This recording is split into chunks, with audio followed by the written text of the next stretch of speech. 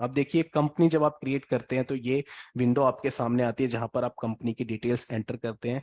यहाँ पर आप देख सकते हैं कंपनी का नाम आ रहा है और बाकी डिटेल जो भी है आप यहाँ पर मेंशन कर सकते हैं।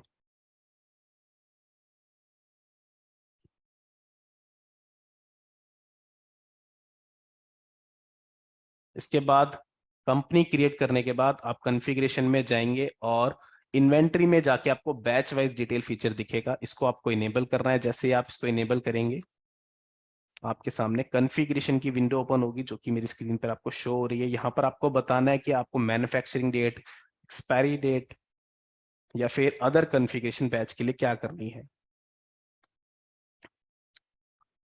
ये आइटम मास्टर की विंडो है जो कि आपको पता ही है। आइटम मास्टर जब भी आप क्रिएट करेंगे तो आप देख सकते हैं ये फीचर है बैच वाइज डिटेल, इसको आपको इनेबल करना है। इनेबल करने के बाद आपको ये बताना है कि इस आइटम में आपको मैन्युफैक्चरिंग, एक्सपायरी या फिर बोथ दोनों मेंटेन करने हैं या कोई भी नहीं, या फिर सिर्फ मैन्युफैक्चरिंग या सिर्फ एक्सपायरी। इसके बाद गूगल ड्राइव का फीचर आप इनेबल करना चाहें कनेक्टिविटी के लिए तो आप कर सकते हैं अगर आपको प्रिस्क्रिप्शन अपलोड करना है। पॉइंट ऑफ सेल की कॉन्फ़िगरेशन आपको करनी है तो ये वाउचर सीरीज में जाके आपको करनी होगी, वाउचर सीरीज कॉन्फ़िगरेशन में। और यहाँ पर आपको क्या करना होता है, फील्ड्स को फिक्स करना होता है पहले से, ताकि आप जब इनवॉइस क्रिएट करें तो आपको जो कंटिन्यूसली रिपीटेड फील्ड है उनको दोबारा दोबारा फिल ना करना पड़े, दोबारा दोबारा उनकी इंफॉर्मेशन आपको एंटर ना करनी पड़े। जैसे कि सिस्टम की जो डेट है तो जो बिल की डेट होगी वो सिस्टम की डेट होगी तो वो ऑटोमेटिकली पिक हो जाएगी। इसके अलावा वाउचर की नंबरिंग है वो ऑटोमेटिक हो जाएगी। सेल टाइप आप जो रखना चाहते हैं सेमी वेरिएबली, वेरिएबली, या हम आगे भी देखेंगे। तो पॉइंट ऑफ सेल कॉन्फ़िगरेशन में क्या है, फास्ट बिलिंग के लिए आप कॉन्फ़िगरेशन करते हैं और एक बार आपने ये कॉन्फ़िगरेशन कर दिया आपकी बिलिंग फास्ट हो जाती है और आपका सेकेंडों में जो बिल है वो रेडी हो जाता है। लास्ट में हम देखेंगे ट्रांजैक्शन। तो देखिए जैसे ही आप सारी कॉन्फ़िगरेशन कर लेते हैं तो परचेज और सेल्स की ट्रांजैक्शन आप रिकॉर्ड कर सकते हैं। ऊपर आपको इमेज शो हो रही है वो परचेज की है, नीचे सेल्स की है। जब आपने परचेज एंटर किए तो आपको बैच नंबर मैनुअली एंटर करना होता है। जब आप सेल करते हैं तो आपको सिर्फ बैच नंबर सिलेक्ट करना होता है और ये आप बारकोड के थ्रू भी कर सकते हैं। पेशेंट की डिटेल आप मैनेज कर सकते हैं तो वाउचर सीरीज कॉन्फ़िगरेशन में ही एक फीचर है हमारा सेपरेट बिलिंग डिटेल, इसको आप इनेबल करेंगे और यहाँ पर आप पेशेंट की डिटेल जो है मैनेज कर सकते हैं, मेंटेन कर सकते हैं और ये आपकी प्रिंटिंग में भी हो। और लास्ट में आपको रिपोर्ट जो मिलेंगी, तो जब भी आप ट्रांजैक्शन रिकॉर्ड करेंगे आपकी रिपोर्ट जो है वो अपडेट होती रहेंगी साथ के साथ। तो मल्टीपल रिपोर्ट्स बिजी में आपको मिल जाती हैं जिनको आप व्यू करके अपने डाटा को एनालाइज कर सकते हैं। अब वो रिपोर्ट कौन कौन सी है देखते हैं। तो पहली रिपोर्ट है हमारी batch wise stock expiring batches.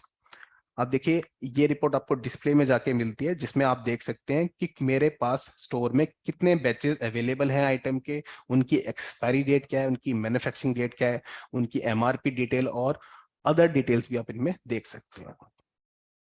Batch की एजिंग रिपोर्ट भी यहाँ पर आपको मिल जाती है जिससे आप बैच को एनालाइज कर सकते हैं कि उसकी एजिंग कितनी है। इसके अलावा सेटलमेंट समरी रिपोर्ट, कस्टमर जो भी आपको पेमेंट करता है बैंक के थ्रू, यूपीआई के थ्रू, कैश में, कार्ड में, तो उसका भी डाटा पूरा ब्यूरो आप देख सकते हैं सिंगल विंडो में इस रिपोर्ट के थ्रू। इसके अलावा स्टॉक स्टेटस की रिपोर्ट आपको मिल जाती है। स्टॉक स्टेटस रिपोर्ट पे आप अपनी टोटल स्टॉक देख सकते हैं कि आपके गोडाउन में, आपके स्टोर में कितनी स्टॉक अवेलेबल है, उसकी वैल्यू कितनी है। इसके अलावा अनमूव्ड आइटम, जो भी आपके ऐसी मेडिसिन है अनमूव्ड है, मतलब जो ना सेल होती है काफी टाइम से, उसको भी आप देख सकते हैं। तो अनमूव्ड आइटम की रिपोर्ट भी आपको मिल जाती है।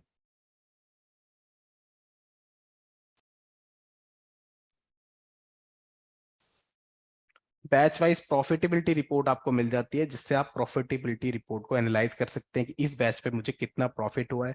ये आपको आइटम लेवल पे भी मिल जाती है, बिल लेवल पे भी मिल जाती है प्रॉफिटेबिलिटी रिपोर्ट, जिससे आप अपने प्रॉफिट के लेवल वाइज आप प्रॉफिट एनालाइज कर सकते हैं, देख सकते हैं। इसके अलावा सेल परचेज एनालाइज की रिपोर्ट आपको मिल जाती है जिससे आप मंथली, क्वार्टरली अपनी रिपोर्ट्स को एनालाइज कर सकते हैं, ग्राफिकल मोड में रिपोर्ट देख सकते हैं। और आइटम क्रिटिकल लेवल की रिपोर्ट भी आपको मिल जाती है। इसके साथ साथ और भी कई इंपॉर्टेंट रिपोर्ट्स हैं और कॉन्फ़िगरेबल रजिस्टर एंड रिपोर्ट्स भी अवेलेबल हैं, अपनी नीड के अकॉर्डिंग आप डिजाइन भी कर सकते हैं। आइए प्रैक्टिकल डेमो देखते हैं किस तरीके से आप बिजी को फार्मा इंडस्ट्री में इम्प्लीमेंट करेंगे। तो मैं स्टार्ट करता हूं यहाँ पर बिजी।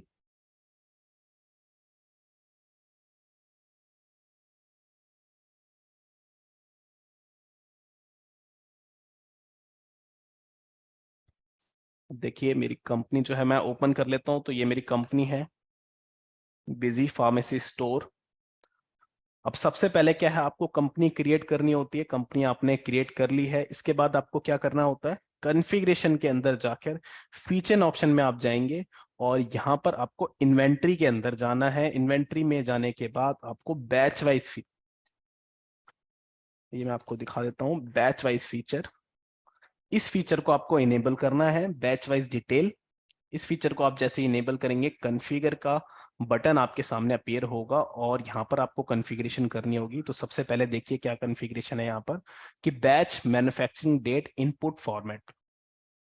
बैच की जो डेट होगी आपके मैन्युफैक्चरिंग की, उसका इनपुट फॉर्मेट आप क्या रखना चाहते हैं, किस फॉर्मेट में एंटर करना चाहते हैं डेट। तो देखिए फुल डेट फॉर्मेट, मतलब कि आपको पूरी डेट डालनी होगी, डे भी डालना होगा और यहाँ पर आपको बताना होगा मंथ, डेट और आपको पूरा ईयर। इसके अलावा मंथ और ईयर फॉर्मेट आप रखना चाहते हैं तो सिर्फ आपको मंथ और ईयर बताना होगा, और नॉट रिक्वायर्ड कर देते हैं तो मतलब आप मैन्युफैक्चरिंग डेट मेंटेन नहीं करना चाहते। इसके अलावा सेम कॉन्फ़िगरेशन आपकी एक्सपायरी डेट के लिए भी है, तो batch expiry date input format. यहाँ पे भी आपको full date format, month, year और नॉट रिक्वायर्ड, ये तीनों ऑप्शन मिलते हैं। तो जो भी आपको रिक्वायर्ड है उस ऑप्शन को आप सिलेक्ट कर सकते हैं। इसके अलावा allow issue of expire batches. अब देखिए फार्मेसी में क्या होता है कि आप एक्सपायर बैचेस नहीं बेच सकते, एक्सपायर मेडिसिन आप नहीं बेच सकते क्योंकि वो फिर हार्मफुल होती है। तो बिजी आपको एक ऑप्शन देता है कि आप एक्सपायर बैचेस सेल करना चाहते हैं, इशू करना चाहते हैं, नहीं। तो बाय डिफॉल्ट ये आपका डोंट अलाउ रहता है, आप देख सकते हैं मेरी स्क्रीन पे। और अगर आप इसको अलाउ करना चाहते हैं तो ये आपका अलाउ हो जाएगा। इसके बाद आप एक्सपायर बैचेस बेच सकेंगे। अगर आप डोंट अलाउ करते हैं तो एक्सपायर बैचेस जो है उनको आप नहीं बेच सकते। अगर आपने कोई एक्सपायर बैच पिक कर लिया है गलती से, तो बिजी आपको वार्निंग दे देगा कि ये वाला जो आइटम है, ये वाला बैचेस जो है एक्सपायर हो चुका है, इसको आप इस पेशेंट को मत बेचो।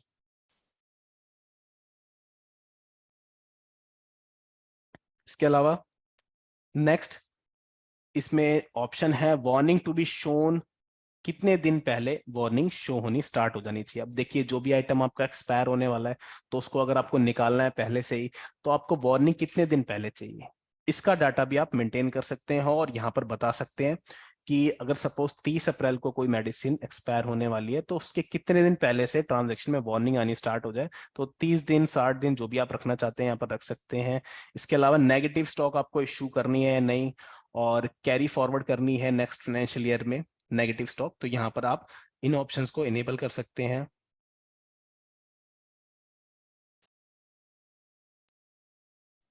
शो जीरो स्टॉक पैचेस इन अपेंड लिस्ट, इस ऑप्शन को इनेबल कर सकते हैं। इनफोर्स का जो ऑप्शन है इसको इनेबल कर सकते हैं। तो ये मल्टीपल ऑप्शंस हैं, maintain sale price, MRP, narration, इनको आप अपनी जरूरत के अनुसार इनेबल कर सकते हैं और इनेबल करने के बाद ओके करेंगे तो ये आपका फीचर कन्फिगर हो जाएगा। इसके बाद देखिए स्कीम का फीचर आप इनेबल कर सकते हैं। जैसे कि आप जानते हैं कि मेडिसिन की शॉप पर बोर्ड्स पे ही लिखा होता है 20% discount of all medicine, 30% discount of all medicine. तो आप क्या कर सकते हैं, स्कीम को भी मैनेज कर सकते हैं डिस्काउंट के लिए, तो स्कीम फीचर आप इनेबल कर सकते हैं। इसके अलावा फ्री क्वांटिटी, अगर किसी मेडिसिन के साथ कुछ फ्री अगर आता है आइटम, तो फिर आप ये फ्री क्वांटिटी का जो फीचर है इसको भी इनेबल कर सकते हैं। और maintain image notes with master and voucher, अगर आप प्रिस्क्रिप्शन को अपलोड करना चाहते हैं गूगल ड्राइव पर, तो इस फीचर को आपको इनेबल करना है। और यहाँ पर आपको बताना है save inventory voucher image on Google drive, save item image on Google drive, in features को आप इनेबल कर सकते हैं अगर आपको इमेजेस जो है गूगल ड्राइव पर अपलोड करनी है।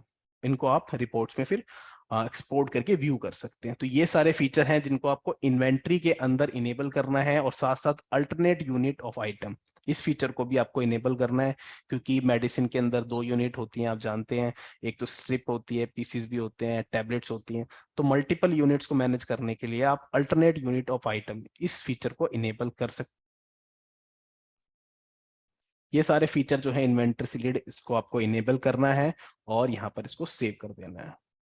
इसके बाद अकाउंट्स में ऐसा कोई कंपलसरी ऑप्शन नहीं है जिसको आपको इनेबल करना है, तो ये अपने डाटा के लिए इनेबल रखना चाहें, कुछ करना चाहें तो कर सकते हैं। बाकी इन्वेंट्री में आपको कुछ फीचर्स होते हैं वो इनेबल करने होते हैं।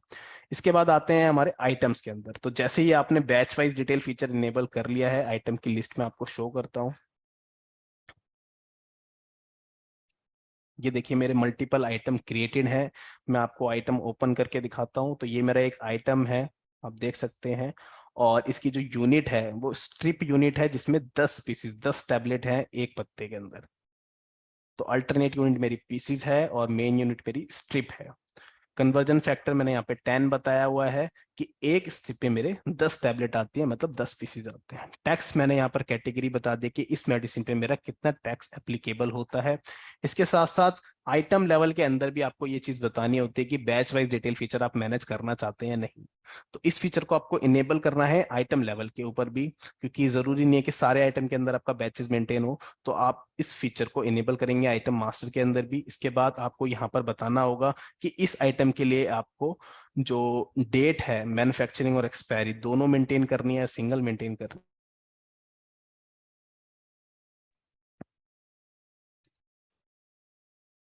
जैसे ही आप ये कॉन्फ़िगरेशन कर लेते हैं, इसको आप सेव कर सकते हैं। यहाँ पर एक्सपायरी मंथ आप बताना चाहते हैं कि जब आप माल परचेज करते हैं, आइटम परचेज करते हैं, तो कितने दिन बाद वो एक्सपायर हो जाता है।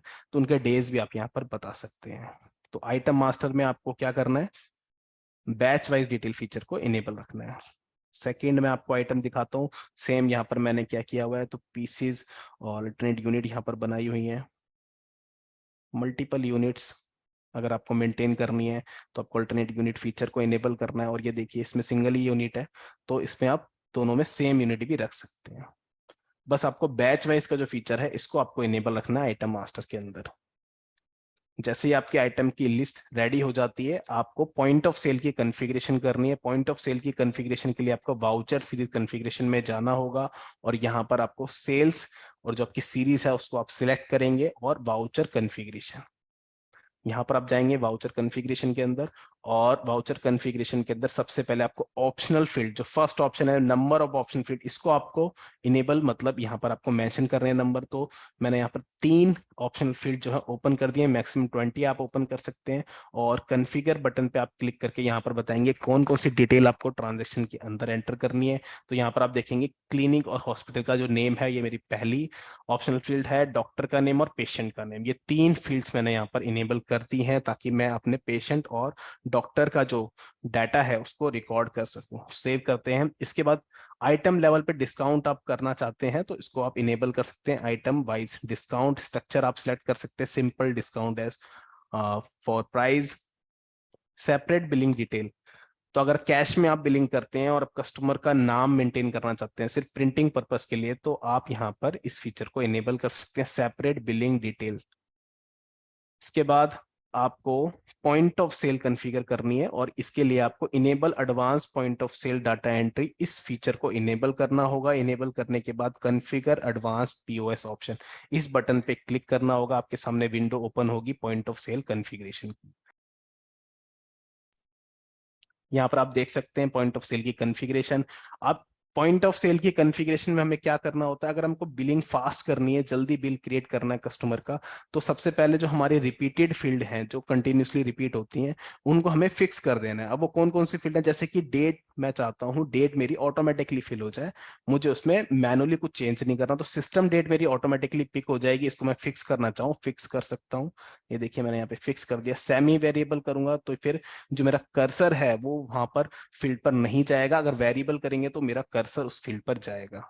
फिक्स करते हैं तो कर्सर भी नहीं जाएगा और उस फील्ड को मैं चेंज भी नहीं कर सकता। बट सेमी वेरिएबल कर देते हैं तो फील्ड को आप चेंज कर सकते हैं, बट आपका कर्सर वहां पर मूव नहीं होगा। तो मैंने यहाँ पर सिस्टम डेट बता दिया सेमी वेरिएबल, क्योंकि ये मेरी रिपीटेड फील्ड है, ऑटोमेटिकली फिल हो जाएगी। इसके बाद सेल्स टाइप आप क्या रखना चाहते हैं, तो टैक्स इंक्लूसिव ही बिलिंग रहती है आपके रिटेल स्टोर पे, इनको आप यहाँ पर बता सकते हैं। टैक्स इंक्लूसिव लोकल, पार्टी जो आपकी कैश में ही रहती है यहाँ पर कैश में बता देंगे। इसके अलावा अगर आपको बार कोड से पिक करना है आइटम, तो आप इन दोनों ऑप्शंस को इनेबल कर सकते हैं। अगर आपको मैनुअली आइटम पिक करना है तो आप इन दोनों ऑप्शन को डिजेबल ही रख सकते हैं। कंसोलिडेटेड ऑप्शन है, इसको आप इनेबल करना चाहते हैं। अगर आपका आइटम रिपीट हो रहा है तो जब बिलिंग सेव हो आपकी, तो वाउचर सेव होने के बाद आइटम आपका कंसोलिडेटेड हो जाए अगर आपका आइटम रिपीट है। इसके अलावा वाउचर में आप कौन कौन सी डिटेल देखना चाहते हैं, तो एलियास या एचएसएन कोड, एमआरपी की डिटेल भी देखना चाहते हैं तो वो भी देख सकते हैं। और क्वांटिटी आपको कितनी रखनी है, तो बाय डिफॉल्ट 1 क्वांटिटी आ जाती है आपकी। इसके अलावा स्पेसिफाई सेटलमेंट, यहाँ पर आपको सेटलमेंट समरी के लिए कॉन्फ़िगरेशन करनी होगी कि कस्टमर आपको जो पेमेंट करेगा वो किस मोड में कर सकता है। तो यहाँ पर मैंने 3 मोड बताए हुए हैं, 5 मोड आप बता सकते हैं मैक्सिमम। अब देखिए पहला मोड क्या है कि कस्टमर मुझे या तो कैश में पेमेंट करेगा तो कैश के थ्रू, कार्ड के थ्रू करेगा तो कार्ड, और यूपीआई के थ्रू तो यूपीआई। तो मोस्टली ये 3 ही ऑप्शन ज्यादातर यूज होते हैं। बट इसके अलावा अगर चौथा या पांचवा कोई और भी मोड ओपन करना चाहते हैं तो मैक्सिमम 5 मोड यहाँ पर आप बता सकते हैं। इसको आप सेव कर देंगे, सेव करने के बाद कॉन्फ़िगरेशन को सेव कर लेंगे। ये आपकी पॉइंट ऑफ सेल की कॉन्फ़िगरेशन है जो आपको करनी होती है अपनी फास्ट बिलिंग के लिए। इसके बाद आपको क्या करना है, तो इसके बाद आपको इनवॉइस डॉक्यूमेंट प्रिंटिंग में आना है, और स्टैंडर्ड सेल इनवॉइस, जो स्टैंडर्ड सेल इनवॉइस फॉर्मेट है उसमें आपको बैच वाइज इस ऑप्शन को इनेबल कर देना है, ताकि जब भी आपका इनवॉइस प्रिंट हो उसमें बैच की डिटेल भी प्रिंट होनी चाहिए। तो यहाँ पर इस ऑप्शन को आप इनेबल कर देंगे और इसको सेव कर लेंगे। अब आपकी जो कॉन्फ़िगरेशन है वो पूरी रेडी हो चुकी है। अब मैं ट्रांजैक्शन को एंटर करता हूं, तो सबसे पहले ट्रांजैक्शन के अंदर आते हैं और परचेज वाउचर एंटर करते हैं। तो परचेज वाउचर एंटर करने के लिए ऐड पे क्लिक करते हैं यहाँ पर, और ये मेरा वाउचर जो है ओपन हो चुका। अब 3 अप्रैल को मैं यहाँ पर एक परचेज बिल एंटर कर लेता हूँ जो मैंने मेडिसिन खरीदी है।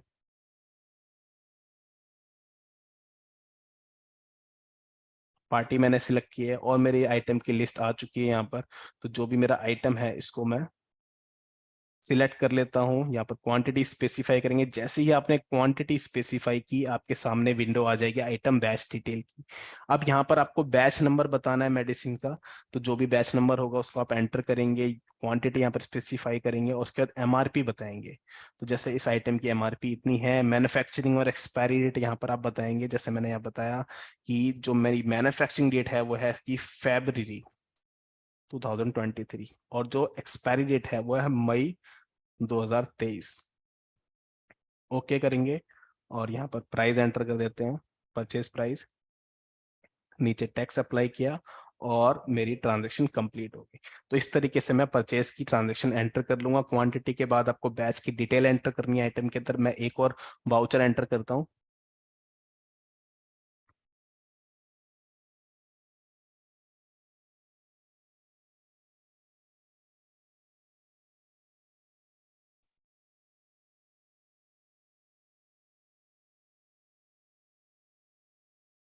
आइटम मैंने सिलेक्ट किया है, क्वांटिटी एंटर की है, और क्वांटिटी एंटर करने के बाद आपकी आइटम बैच की डिटेल यहाँ पर ओपन होती है, और यहाँ पर आपको आइटम बैच नंबर बताना है मैनुअली मोड में, एक्सपायरी और मैन्युफैक्चरिंग डेट बतानी है। तो 9.23 मैंने डाला है, मतलब कि सितंबर 2023। तो मंथ का जो नंबर है वो आप एंटर करेंगे और डॉट के साथ आप ईयर बता देंगे, तो आपकी एक्सपायरी डेट यहाँ पर शो हो जाएगी। और यहाँ पर मैंने प्राइस बता दिया है, नीचे टैक्स अप्लाई किया है और इसको मैंने सेव कर दिया है। ट्रांजैक्शन मेरी यहाँ पर सेव हो चुकी है। इसके अलावा आप अगर बिल को भी अपलोड करना चाहते हैं परचेज के, तो जब भी आप ट्रांजैक्शन को सेव करते हैं गूगल ड्राइव कनेक्टिविटी का ऑप्शन हमने इनेबल किया हुआ है, और यहाँ पर आप बिल को भी अपलोड कर सकते हैं। गूगल ड्राइव कनेक्टिविटी के लिए आपको क्या करना है, तो उसके लिए आपको कॉन्फ़िगरेशन, फीचर ऑप्शंस और जनरल के अंदर जाकर यहाँ पर आपको enable Google drive link feature in busy, इस फीचर को आपको इनेबल करना है। और यहाँ पर अपनी एक ईमेल आईडी जो आपने जीमेल पे गूगल पे बनाई हुई है उसको आप एंटर करेंगे, ऑथराइज पे क्लिक करेंगे और ब्राउजर पे जाके उसको एक बार ऑथेंटिकेट कर देंगे, ऑथराइज कर देंगे। तो आप क्या कर सकते हैं, गूगल ड्राइव पर अपने इमेजेस, अपने डॉक्यूमेंट्स को अपलोड कर सकते हैं। तो जब भी आप ट्रांजेक्शन को सेव करेंगे, लास्ट में बिजी आपसे पूछेगा कि आपको इमेज गूगल ड्राइव पर अपलोड करनी है, आप यस पे क्लिक करेंगे और यहाँ पर उस इमेज को सिलेक्ट करके अपलोड कर देंगे। तो इस तरीके से आप परचेज एंटर कर सकते हैं, उसके बिल को गूगल ड्राइव पर आप अपलोड कर सकते हैं। अब जैसे ही आपने ट्रांजैक्शन एंटर कर दिए, अब रिपोर्ट कुछ देख लेते हैं। तो परचेज मैंने एंटर की है, मैं आपको परचेज की लिस्ट दिखाता हूँ।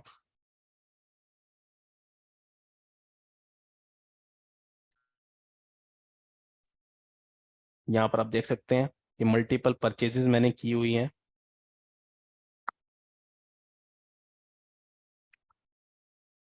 और जो भी मैंने आइटम परचेज की हैं डिस्प्ले में जाके मैं उनकी बैच की डिटेल भी देख सकता हूं। तो इसके लिए मुझे क्या करना होगा, डिस्प्ले में बैच वाइज रिपोर्ट अवेलेबल है, इसको मैं एंटर करके देखता हूं। तो फर्स्ट रिपोर्ट है इसमें बैच वाइज स्टॉक, इसको मैं एंटर करता हूं और यहाँ पर वन आइटम, ऑल आइटम या ग्रुप ऑफ आइटम के लेवल पे आप इस रिपोर्ट को देख सकते हैं। अब देखिए इस रिपोर्ट में आपको क्या इन्फॉर्मेशन मिलती है।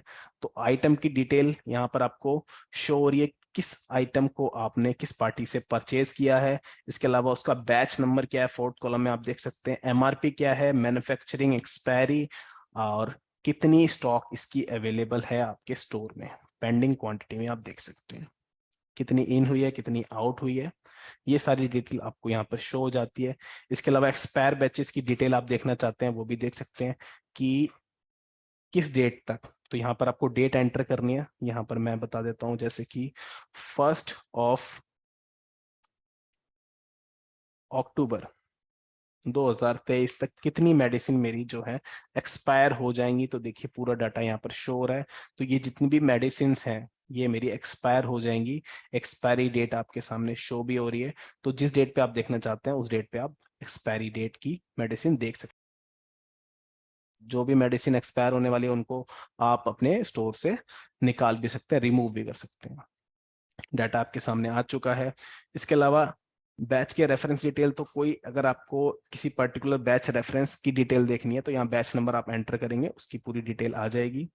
बैच की एजिंग रिपोर्ट भी आपको यहाँ पर मिल जाती है, जिसमें आप देख सकते हैं बैच की एजिंग कि ये बैच कितना पुराना है।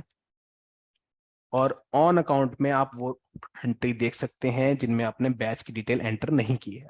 तो ये है बैच वाइज रिपोर्ट।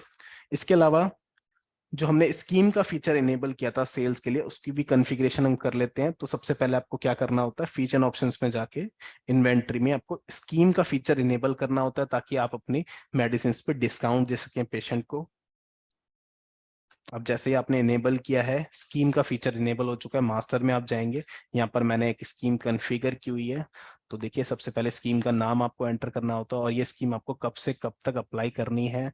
तो देखिए ये मैंने बताया हुआ है कि 1 अप्रैल से 31 मार्च तक ये स्कीम चलेगी, सेल्स वाउचर पे ये चलेगी। और आइटम के ग्रुप लेवल पे मैंने ये स्कीम बताई हुई है। 4 तरीके से हम स्कीम कॉन्फ़िगर कर सकते हैं, price discounts, free quantity, free different item. इसमें मैंने डिस्काउंट को सिलेक्ट किया हुआ है और जो मेरे दोनों ग्रुप हैं मेडिसिन के, यहाँ पर मैंने उनकी स्कीम बताई हुई है कि जो मेरा H1 ग्रुप है उस पर 20% डिस्काउंट है और जॉनसन ग्रुप है इस पर 30% डिस्काउंट है। तो ये मैंने स्कीम अप्लाई की हुई है। अब मैं सेल्स वाउचर एंटर करता हूं तो देखिए पॉइंट ऑफ सेल पे मैंने कॉन्फ़िगरेशन की हुई है ताकि मेरी बिलिंग फास्ट हो जाए। सेल पे ऐड करते हैं, ये मेरा वाउचर यहाँ पर आ चुका है। अब देखिए सबसे पहले ही मेरा कर्सर जो है पार्टी पे शो हो रहा है, ना कि डेट पे और वाउचर नंबर किसी पे नहीं आ रहा, वो सिर्फ पार्टी पे आ रहा है क्योंकि मैंने पार्टी को वेरिएबल सिलेक्ट किया हुआ था। जैसे आप एंटर करेंगे यहाँ पर विंडो आपके सामने आ जाएगी कि बिलिंग डिटेल आपको क्या रखनी है। तो यहाँ पर आप पेशेंट का नाम या फिर बिलिंग जिसके नाम पे करनी है उसकी डिटेल एंटर कर सकते हैं। तो उसका मोबाइल नंबर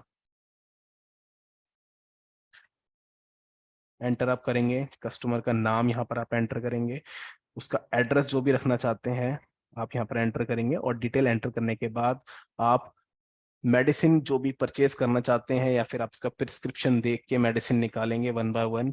और जैसे ही आपने मेडिसिन एंटर की है, बिजी आपसे पूछेगा इसका बैच नंबर क्या है, जो भी आप सेल कर रहे हैं। तो आप मेडिसिन को उठा के उसका बैच नंबर देखेंगे, जितने भी बैचेज आपके स्टोर में अवेलेबल हैं उस मेडिसिन से रिलेटेड यहाँ पर ड्रॉप डाउन लिस्ट में आपको शो होंगे, आप एंटर करेंगे और इसको ओके कर देंगे।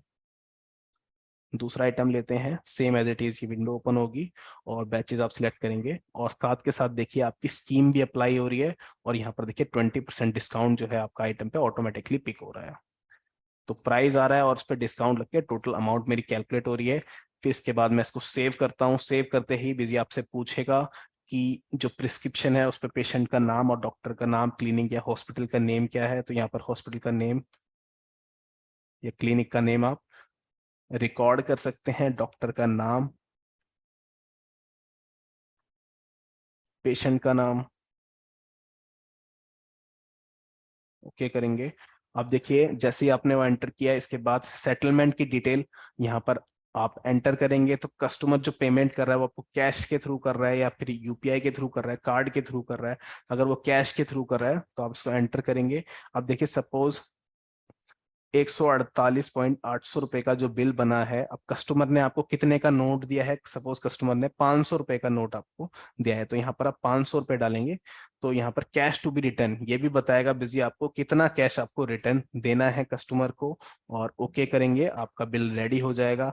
अब लास्ट में आपके सामने एक सेव इमेज का ऑप्शन आएगा। गूगल ड्राइव पर आप प्रिस्क्रिप्शन को अपलोड करना चाहते हैं, प्रिस्क्रिप्शन में आपको दिखा देता हूँ। सपोज कोई प्रिस्क्रिप्शन है जो पेशेंट ने मुझे दिया हुआ है, तो उसकी इमेज में आपको दिखाता हूँ। ये एक प्रिस्क्रिप्शन है जो पेशेंट ने मुझे दिया हुआ है, इसको मुझे अपलोड करना है। तो इसके लिए मुझे क्या करना होगा, यस पर क्लिक करना होगा, और जो मेरी इमेज है प्रिस्क्रिप्शन की उसको मैं सिलेक्ट करूंगा और मैं इसको सेव कर लूंगा। तो जो भी मेरा कस्टमर का, पेशेंट का प्रिस्क्रिप्शन होगा डॉक्टर का लिखा हुआ, उसको भी मैं गूगल ड्राइव पर अपलोड कर लूंगा, ताकि अगर पेशेंट कभी वापस आता है कि और बोलता है कि आपने मुझे गलत मेडिसिन दी है, तो हम उसको एज अ प्रूफ दिखा सकते हैं कि प्रिस्क्रिप्शन पे जो लिखा था वही मेडिसिन हमने आपको दी है।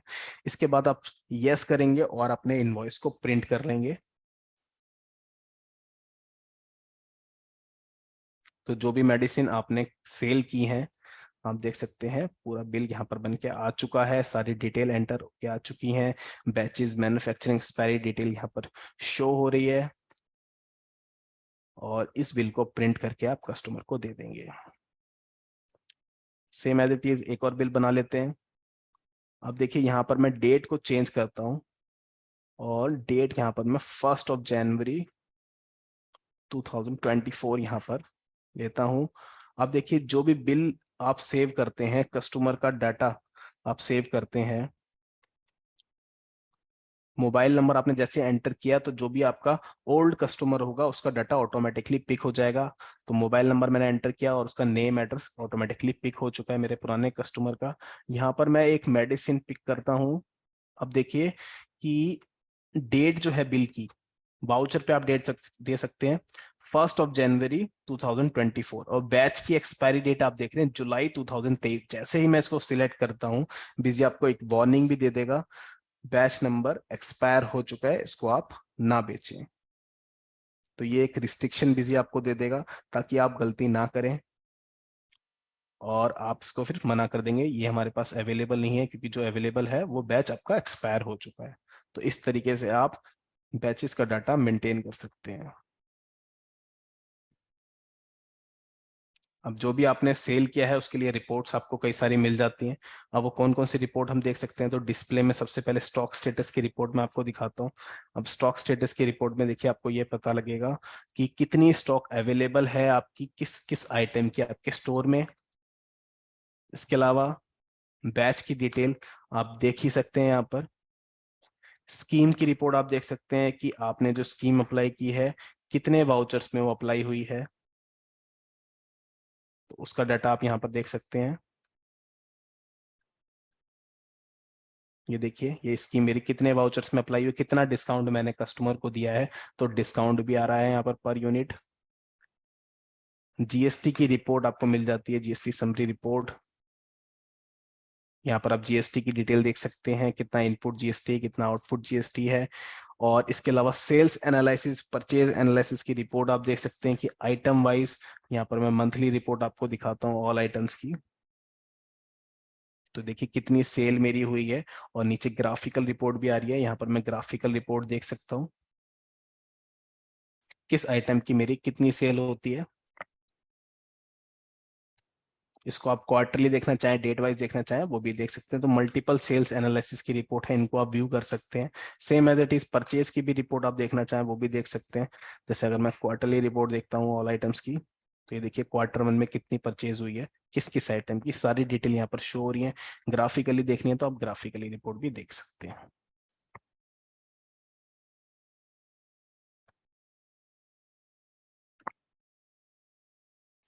इन्वेंट्री पीरियड मल्टीपल रिपोर्ट है, अनमूव्ड आइटम की रिपोर्ट आपको डिस्प्ले में मिल जाती है इन्वेंट्री समरी में।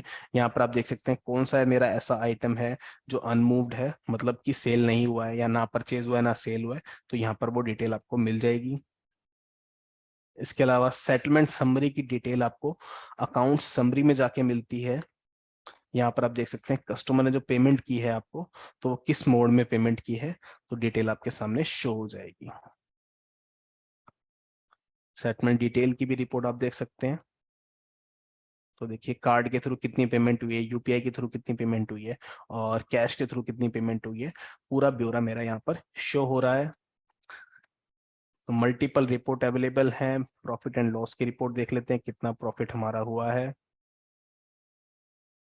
तो ये हमारी P&L रिपोर्ट है, जिसको आप व्यू कर सकते हैं। इसके अलावा आप प्रॉफिटेबिलिटी रिपोर्ट देखना चाहते हैं आइटम लेवल या फिर आप बैच लेवल के अकॉर्डिंग, तो वो भी देख सकते हैं। इसके लिए आपको MIS रिपोर्ट के अंदर जाना होगा, प्रॉफिटेबिलिटी रिपोर्ट, और यहाँ पर बैच वाइज रिपोर्ट के अंदर आप जाएंगे तो बैच वाइज प्रॉफिटेबिलिटी रिपोर्ट आपको शो हो जाएगी। ये देखिए किस बैच पे कितना आपका प्रॉफिट हुआ है, किस आइटम पे कितने परसेंटेज और अमाउंट में, दोनों में शो हो रहा है। एंटर करके आप पूरी डिटेल देख सकते हैं। बैच नंबर आपके सामने शो हो रहा है, cost price, quantity out in, और कितना प्रॉफिट आपको यहाँ पर हुआ है। तो आप प्रॉफिटेबिलिटी रिपोर्ट भी देख सकते हैं बैच के लेवल पर। तो मल्टीपल रिपोर्ट अवेलेबल हैं बिजी में, जिनको आप फार्मा इंडस्ट्री में व्यू कर सकते हैं। तो ये था एक शॉर्ट प्रैक्टिकल डेमो जो मैंने आपको दिखाया।